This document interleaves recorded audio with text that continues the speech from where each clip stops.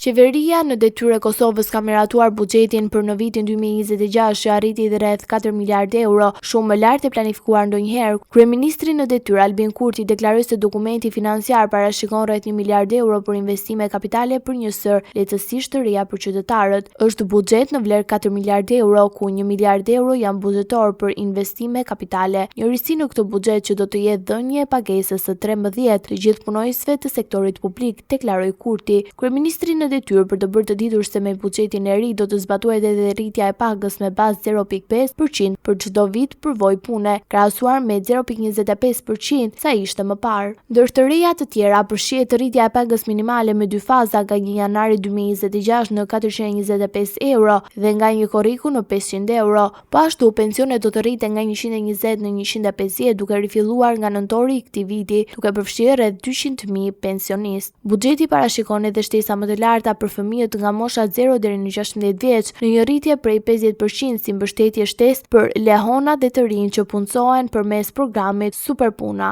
Në fund, Kurti u bëri thirrje deputetëve të Kuvendit që të miratojnë buxhetin bashkuar në zgjedhje të reja, duke e cilësuar atë si një plan që garanton vazhdimsinë e reformave sociale dhe ekonomike në vend.